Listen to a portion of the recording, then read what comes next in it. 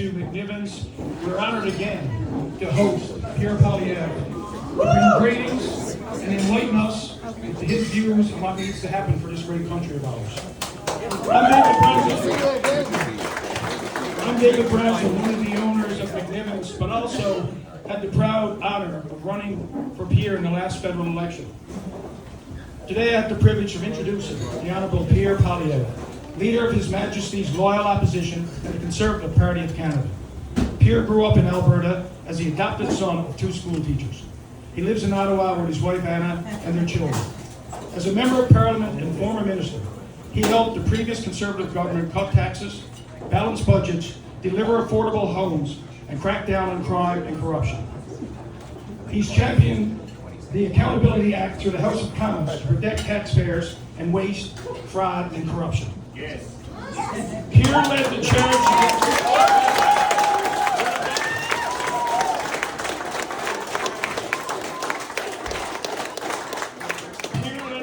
against the carbon tax, company laws to fight crime, banning drugs, and unlocking resources. Liberals who demonized him for his principles stand now out agreeing that what he was speaking about was right. Very much so.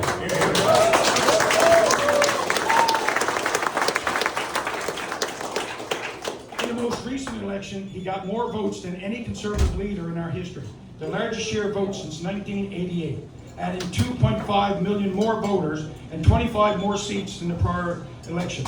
All with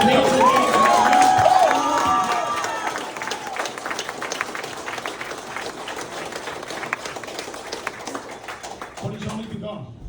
After Liberals doubted housing costs, or double housing costs, inflated food prices, and unleashed crime on our streets, Pierre is fighting back. His purpose is for Canada to make it strong, take good home paid jobs, safe streets, and secure borders in our self-relying country. Ladies and gentlemen,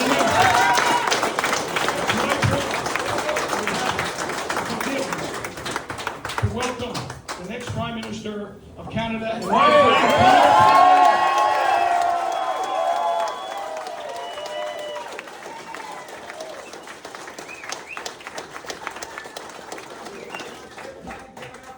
legendary former PC leader, former minister, former MHA, and of course, the owner of the legendary pub McNiven's. Give it up for David Brazel.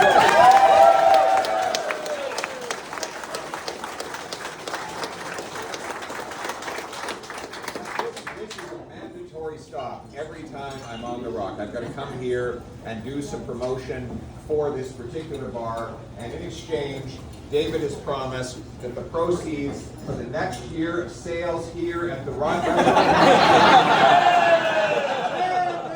going to go to pay off Canada's national debt. It's all going to taxes anyway, David. But I want to thank you personally for your wonderful friendship and your hard work on behalf of the Conservative cause. A true legend here for Newfoundland, Labradorian conservatism, and a very great mentor to many upcoming Conservatives. We hope that he'll be staying in the fight and be part of our future team. Thank you again, David, for hosting us at your beautiful establishment.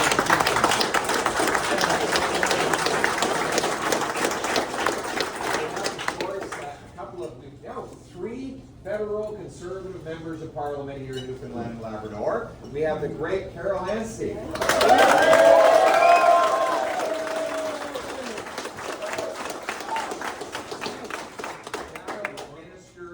Natural resources.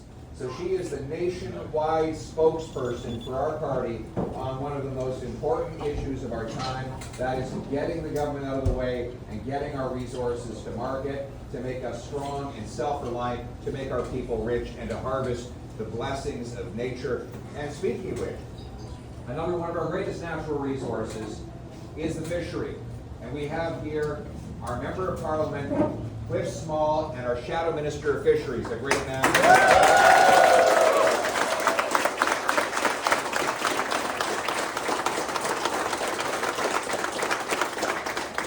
Cliff was the first one to break back through on the Rock after we've been shut out for over a decade. And a lot of people ask, what was the secret? And of course, he'll tell you that the answer was door knocking, door knocking, door knocking. In fact, we had a bit of a problem with Cliff in the last election. He wouldn't stop. The sun would go down, the lights would go out, and Cliff would still be on the doors. And we were getting complaint after complaint of these late night visits but he said, my constituents value their country more than their sleep.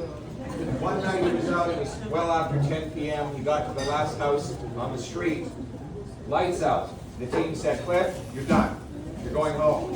He said, no, I've got to knock on this one last door, because if I lose this election by one vote, I didn't knock on that door, I'll never forgive myself. So he knocks, and all of a sudden, baby's crying. And a very angry lady came to the door and said that she had 1-year-old triplets. And that her husband was a 225-pound boxer who was coming down out of work. And Cliff said, that won't be necessary, I'm leaving now, just tell him that the local Liberal candidates are.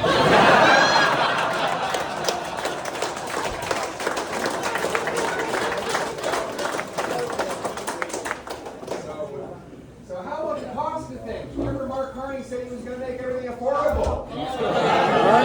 Economic mastermind elect him, and all the inflation that his party had created over the last decade would vanish into thin air. And here we are. More and more people lined up at food banks. Our young people cannot afford the cost of homes.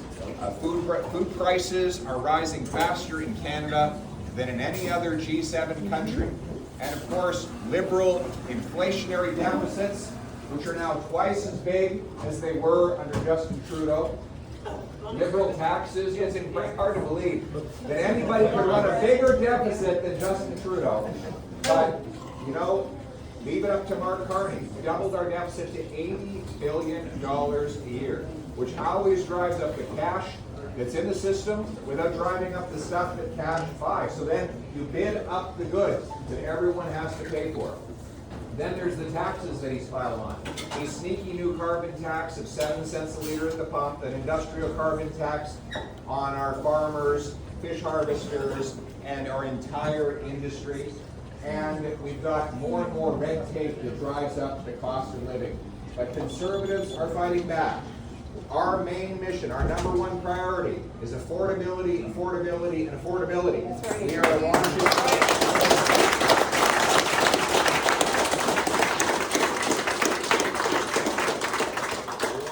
We want to cut back on the cost of government in order to lower the cost of living. Cutting bureaucracy, consultants, foreign aid. Why are we sending money out of our country when we can't afford to use it? Cutting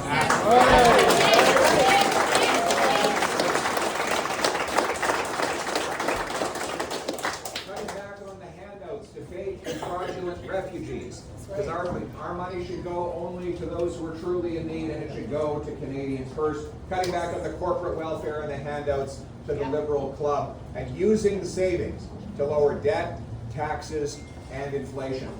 We're fighting right now to get rid of all gas taxes for the rest of the year, to save you 25 cents a liter, $20 to fill up, and $1,000 by Christmas. That means more affordable fill-ups at the pump, but also more affordable goods delivered to our grocery stores and to our local pubs. Yes. Lower gas prices means lower prices for everything, and that's what we're fighting for as your Conservative team. We're all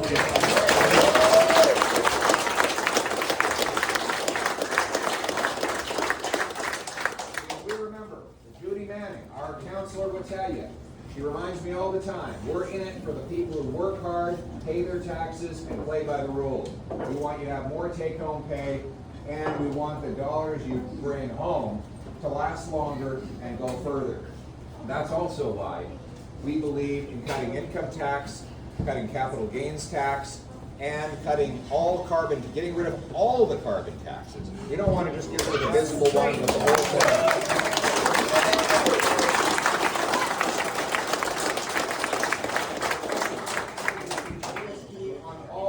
Why don't we have a rebate on GST? Why don't we just get rid of the tax altogether?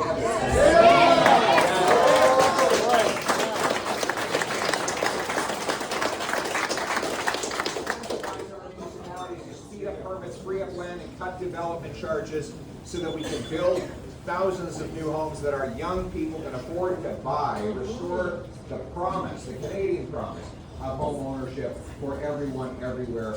Always, anybody who works hard should be able to afford a house to live in and be able to pay off the mortgage in 15 years, not be saddled with debt for the rest of their lives.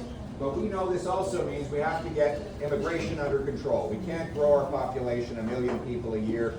We need to, yes, we believe in highly skilled immigrants who contribute to our country and integrate into our way of life, but only in numbers we can absorb and in ways that attract the people who are net contributors to our country. We want to make sure that they can quickly get licensed to work in professions to bring down wait lists in our hospitals and to bring big paychecks that contribute to our economy. But the job should always go to Canadians first, and that's why we will get rid of the temporary foreign worker program outside of farming and outside of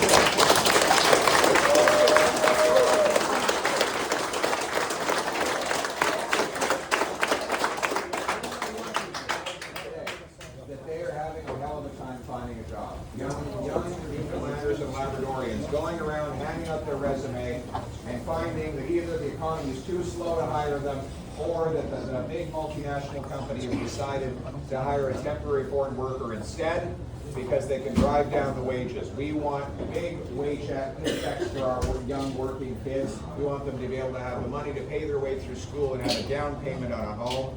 So Canadian jobs must go to Canadians first. And that means bringing home the production of our resources again to this country. We should be the richest country in the world.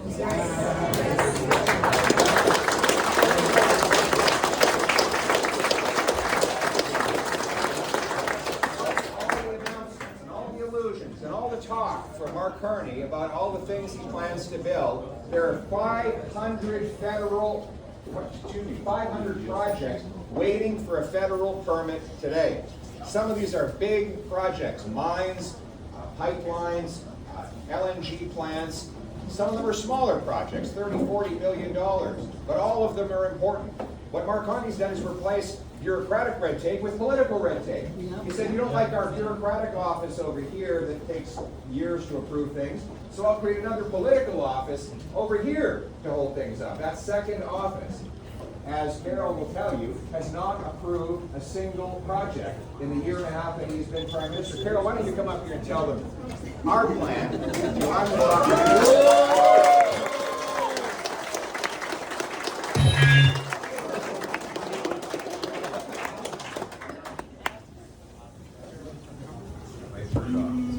Well, thank you so much. It's an honor to be here, and it's also an honor to serve in this role alongside our leader, my friend, my mentor, on an important file to the province of Newfoundland and Labrador.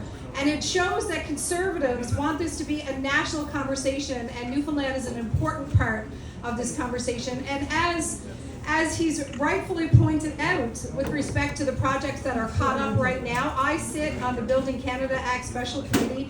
Not one project yet put on the national interest designation list.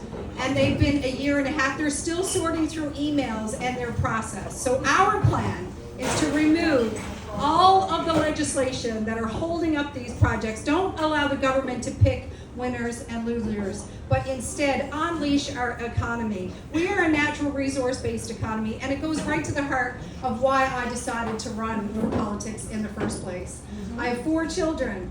We have the largest rate of out-migration of any province in the entire country. We want our young people to stay in the province. We want them to have good jobs, and we want them to be able to live in an affordable province. And that's my passion and why I am so honored to serve in this role. So remove all of the anti-development legislation, let all of the projects move forward, build a robust economy, let the young people of our province stay where they grew up and love, and stay in the communities that they want to contribute to. So thank you so much. It's an honor to be here, and thank you for the honor to serve with you in this important role.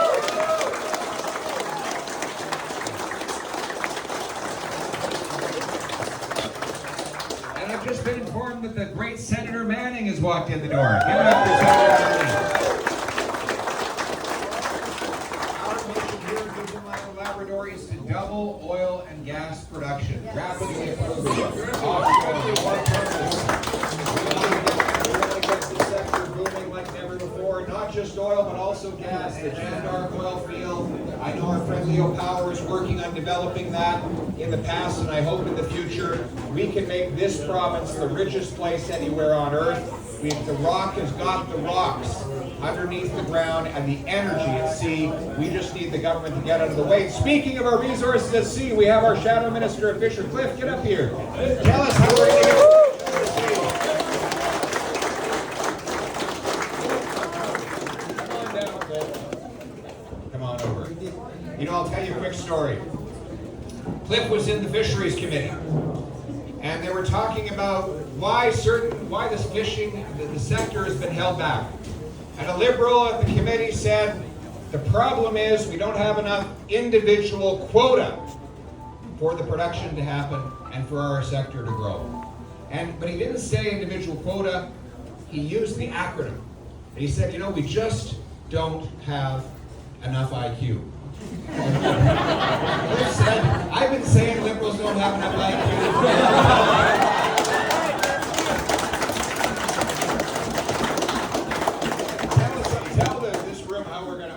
Unlock our incredible fishery sector to be the world leading and to feed Canadians affordable proteins and food. Thank you. Absolutely, Peter, thank you very much. In the 80s, Canada was the #2 seafood producing country in the world. Right now we're closer to number 30. We've got a Liberal government in Ottawa that's taken their cue from foreign funded activists. Absolutely. American science just showed that mackerel stock is the healthiest time since 1983. So we're under a moratorium in Canada. So that's just one example. So, you know, if we could grow our fishing production, the spin-offs go far and wide. Some of it'll get spent right here at this bar, maybe. The odd fisherman likes to have a beer. It's all good. But thank you very much, folks. Thanks for the warm welcome for Pierre Poilievre, and he's a special guy. The first leader that came down here from Ottawa and said that he actually supports the seal hunt. Yeah.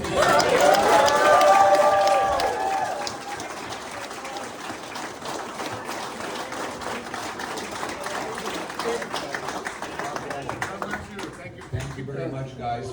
And we are very blessed to have such strong Newfoundland voices to unlock and unblock our economy. Now more than ever, we need to fight for not only our province, but also our entire country. And with the forthcoming negotiations on the trade with the United States, we have put forward a clear plan to use our resources as positive leverage to incentivize the United States to open up their markets tariff-free. Our message is this: we will create a strategic mineral and oil reserve. We have 10 of the 12 NATO-defined minerals necessary to fight a war. We have the 4th biggest oil supply right beneath our feet. We'll tell our American friends this: you give us tariff-free access to your market, and we will build the world's greatest mineral and oil stockpile that will be ready and available and tailor-made for our allies in the event that we are in a war or in another foreign conflict.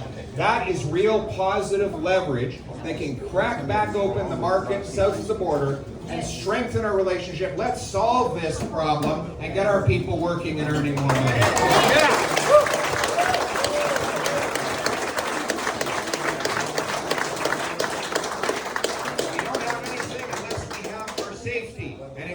Including in Newfoundland and Labrador, we have more and more crime and drugs in our streets. They're releasing the repeat offenders again and again and again on Liberal bail, where the same guy can get released hundreds of times after offending. Enough is enough. Liberals have created the problem. We'll clean it up. We will scrap Liberal bail. We will bring in 3 strikes, you're out. Any 3-time serious offender will be ineligible for bail, parole, probation, or house arrest. It will be jail, not bail.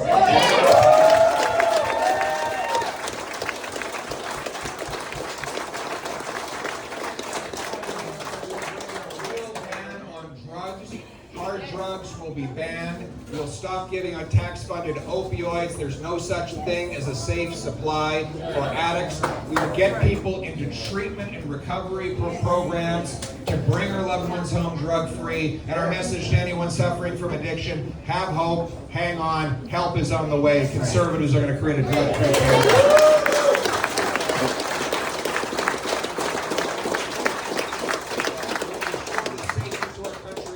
Stronger military, where the dollars go to the front line, not to the back office, that they go to our equipping and supporting our troops, not paying off powerful defense lobbyists or backroom bureaucrats. Our military will be driven by a warrior culture and not a woke culture.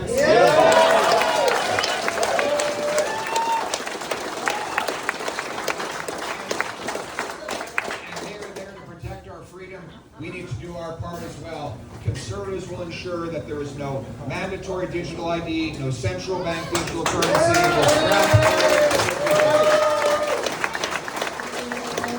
Our mission is to make this the freest country in the world, the richest country in the world, a country overflowing with opportunity and promise, so that our young people can stay here and that there will be no empty chairs at the Thanksgiving dinner table, that our country will be stronger, more self-reliant, more united, where our country will put itself and its people first for a change, where we will stand on the side of those who work hard, pay their taxes, and play by the rules, a government that works for the people who do the work, people like all of you. Thank you very much. God bless Canada. Keep the hope alive.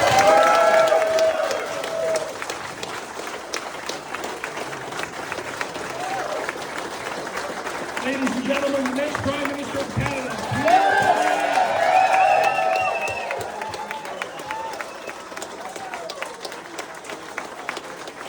Ladies and gentlemen, a couple of housekeeping items here. We're going to have some fingerprints put up for people, but more important, you want to get a photo with Pierre. We're going to set up a line coming on this end here. Start from there, come up through, and then move around. We're going to take a bit of coordination. We ask everybody to cooperate with us to do it. Road here will take care of that. Follow his hand, get that route, and we appreciate once you get your photo, then you move on, please. Thank you.